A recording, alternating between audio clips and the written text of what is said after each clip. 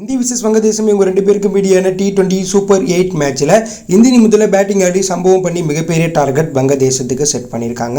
இந்த மேட்ச்சில் டாஸை வெற்றி பெற்ற வங்கதேச அணி பந்துவீச்சு தேர்வு செய்ய இந்தியா முதல்ல பேட்டிங் ஆனாங்க.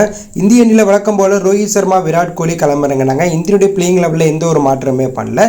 ரோஹித் சர்மா, விராட் கோலி இந்திய அணியில் ஓப்பனிங் பேட்ஸ்மேனாக களமிறங்கி ரெண்டு பேருமே தொடக்கத்திலிருந்து அதிரடியாக விளையாண்டாங்க. இதில் ரொம்பவே அதிரடியாக விளையாண்ட ரோஹித் சர்மா 6 பவுண்டரியுமா பறக்க விட்டு எதிரணி பவுலர்களாக பறக்க விட்டுட்டு இருந்தார். இதில் 3வது ஓவரில் 4வது பாலில் 39 ரன் இந்தியா இருக்கும்போது முதல் விக்கெட்டாக ரோஹித் 11 பாலுக்கு 23 ரன் 3.16 69 கிட்ட சேர்க்கட்டு இருக்கும்போது சகிபுல் ஹசன் போட்ட பாலில் அலிட்ட கேட்ச் கொடுத்துட்டு முதல் விக்கெட் அவுட் ஆகிட்டு வெளில போயிட்டார். அதற்கப்புறம் உள்ள வந்த விராட் கோலி கூட பார்ட்டிசிப் அமைச்சு ரெண்டு பேரும் அதிரடியாக விளாண்டாங்க.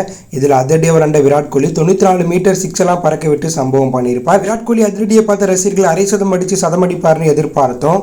ஆனால் 8வது ஓவரில் முதல் பாலில் 71 ரன் இந்தியா இருக்கும்போது 2வது விக்கெட்டாக கோலி 28 பாலுக்கு 37 ரன் 3 சிக்ஸ் 1 பவுண்டரி 132 கிட்ட சேர்க்கிட்டு இருக்கும்போது ஹசன் சகிப் போட்ட பாலில் போல்ட் ஆகிட்டு விராட் கோலி வெளில போயிட்டாரு.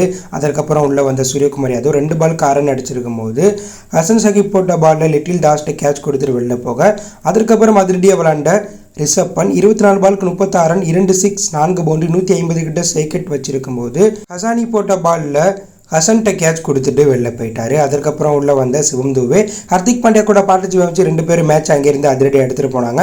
இவங்க ரெண்டு பேரும் சேர்ந்து ஒரு 50 ரன்களுக்கு மேலே பார்ட்டிசிப் அமைச்சிருப்பாங்க. இதில் ரொம்பவே அதிரடியாக விளையாண்ட சிஎஸ்கே வீரர் துபே 17வது ஓவரில் 2வது பாலில் 161 ரன் இந்தியா இருக்கும்போது 5வது விக்கெட் அவுட் ஆயிருப்பார். துபே 24 பாலுக்கு 34 ரன் 3 சிக்ஸ் 141 கிட்ட சேர்க்கிட்டு இருக்கும்போது ரீசட் ஹசன் போட்ட பாலில் கிளீன் போல்ட் ஆகிட்டு வெளில போயிருப்பார். அதற்கு முன்பு துபே 6 அடித்தாலும் அடுத்த பால் அவுட் ஆயிருப்பார். கடைசி கட்டத்தில் அதிரடியாக விளையாண்ட ஹர்திக் பாண்டியா 27 பாலுக்கு 50 ரன் 3 சிக்ஸ் 4 பவுண்டரி 185 கிட்ட சேர்க்கெட் வச்சு கிரீஸ்ல இருக்க இந்திய அணி 20 ஓவர் முடியல 5 விக்கெட்ல போயிருக்கு 196 மிகப்பெரிய டார்கெட் வங்கதேச அணிக்கு செட் பண்ணியிருக்காங்க. வங்கதேச அணி பந்துவீச்சு தரப்பில் ஹசன் சகிப் 4 ஓவர் வீசி 32 ரன்களை விட்டு கொடுத்து 2 விக்கெட்டும், ரீசன் கசானி 3 ஓவர் வீசி 43 ரன்களை வாரி கொடுத்து 2 விக்கெட் எடுத்திருக்காங்க. இந்திய அணியை சேர்ந்த பேட்ஸ்மேன்கள் இந்த மேட்ச்சில் சிறப்பாக விளையாண்டாங்க. சூரியகுமார் யாதவை தவிர மற்ற அனைத்து வீரர்களும் இந்த மேட்ச்சில் 20 ரன்களுக்கு மேலே அடிச்சிருக்காங்க. அதனால தான் இந்திய அணி இந்த மேட்ச்சில் 196 ரன் அடிச்சிருக்காங்க. 197 ரன் அடித்தா வங்கதேச அணி இந்த மேட்ச்சில் வெற்றி பெறுவாங்க. இந்திய அணி இந்த மேட்ச்சில் ரன்களை கட்டுப்படுத்தி சிறப்பாக பந்து வீசினா ஈஸியாக வங்கதேசத்தை வீழ்த்தி அரையிறுதி வாய்ப்பை தக்க வைப்பாங்க. இந்தியனுடைய இந்த மிரட்டலான பேட்டிங்கை பற்றி நீங்கள் என்ன நினைக்கிறீங்க? இந்திய அணி அரையிறுதி போய் இந்த வருடம் கோப்பையை வெற்றி பெறுவாங்களா? அப்படி ஒரு கருத்தை காமெண்ட்ல லீவ் பண்ணுங்கள். தேங்க்யூ ஃபார் வாட்சிங்.